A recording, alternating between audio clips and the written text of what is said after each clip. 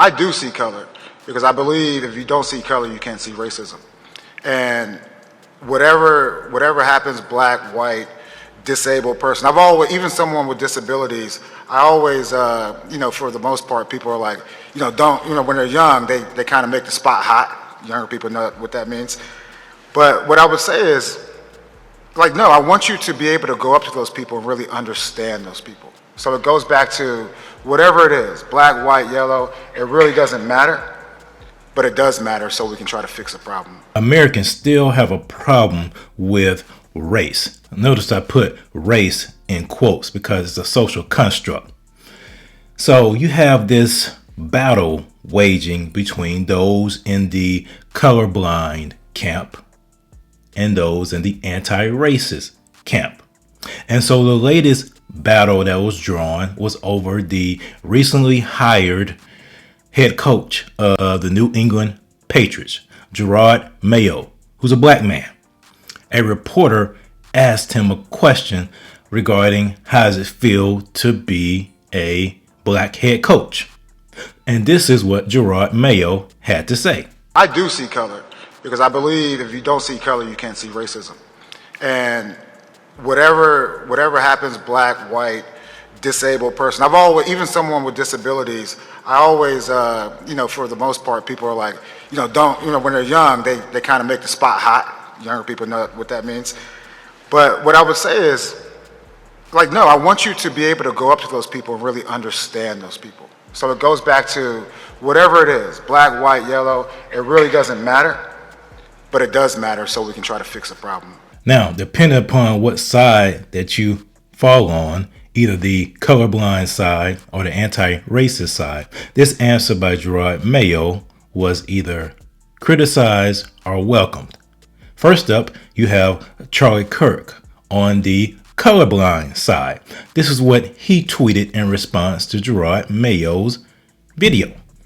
New England Patriots new head coach Jerrod Mayo lets white NFL players know they should avoid playing for him. I do see color because I believe if you don't see color, you can't see racism. Actually, if you don't see color, you can't practice racism. I don't think Coach Mayo is going to win 6 Super Bowls. So there you have Charlie Kirk's response in terms of the colorblind society and the fact that if you see color, that you are actually practicing racism. And so on the anti-racist side, you have Jamele Hill. This is what she had to say. I give Bob Kraft a lot of credit for making this hire because black coaches with Mayo's experience typically don't get these kinds of opportunities. I give Mayo credit for saying this because a lot of black coaches in his position wouldn't. What he said is not controversial. It's obvious. So there you have it. You have the colorblind side coming from Charlie Kirk, and you have the anti-racist side coming from Jamele Hill. Which one is right? In my opinion, neither. Being colorblind is absurd and non-biblical. Being colorblind is absurd and non-biblical. Revelation 7:9 says, "After these things I looked, and behold, a great multitude, which no one could number, of all nations, tribes, peoples, and tongues, standing before the throne and before the Lamb, clothed with white robes with palm branches in their hands." God is a God of diversity. He created multiple ethnicities, all from one blood, one race, because there's one race, the human race. You have to understand something. God created all ethnicities from one blood, as it says in Acts 17:26. And he has made from one blood every nation of men to dwell on all the face of the earth, and has determined their pre-appointed times and the boundaries of their dwellings. See, when you say you're colorblind, that indicates that you don't appreciate the uniqueness of the individuals and the different backgrounds that they come from. See, being colorblind implies a uniformity based upon a construct created by those in power.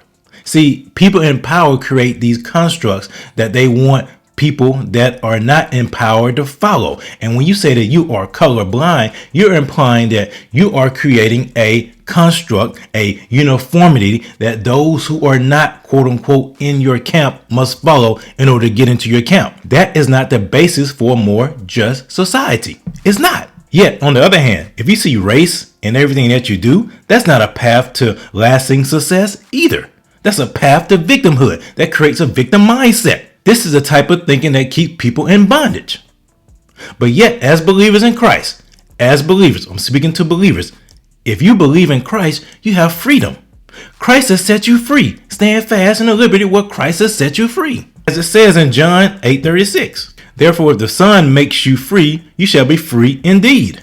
See, the problem that black people have had, they've bought into this Marxist lie that they are oppressed. They've bought into this Marxist lie of systemic racism, that people in America are naturally racist, that they're out to get them, and that the only way they can achieve is to buy into this government system, is to buy into the Democratic Party, to accept what they're selling them. That is the only way that black people can achieve. People that are anti-racist have bought into this argument. The black church has bought into this argument. The black church has packaged this argument for black people to accept. They've swallowed it hook, line, and sinker, and therefore they have not progressed, they have not flourished, they have not had upward mobility ever since the Civil Rights Bill was passed back in the 60s. Because what happened was the black community turned from being dependent upon God, they turned from recognizing their own agency and began to depend upon the government. And see, when you depend upon the government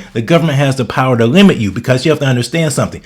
The Marxists who are using the government to keep black people and their communities in bondage want them to remain in bondage because they want to use black people as their useful idiots to execute their revolution. That is the reason why they're doing this. You have to miss me with that stuff, because I see that. I see exactly what these Marxists are doing. I see exactly what these Democrats are doing. As a black man that grew up in Mississippi, I know full well what racism is. I do. I know exactly what it smells like. I understand what it smells like. But as a believer, I refuse to allow that to limit me. I refuse to allow my life to be dictated by the color of my skin, because I know the history. First of all, I know that I come from a long line of kings. First of all, I come from the King of Kings and the Lord of Lords. He's on the inside of me. And secondly, I know I come from a people of prestige. I come from a people that have dignity. I come from a people that have agency. I come from a people who stood up for themselves. So I will not allow anybody to tell me that just because I look a certain way, I am predisposed to remain in a current state. Miss me with that. That is a lie. We are not victims. We are empowered for greatness. So let me know what you think. Are you on the colorblind side? Are you on the anti-racist side? Are you on the side with me, where even though we should see color because we should appreciate people's diversity, yet we should not let color dictate and run our lives? Let me know what you think in the comments.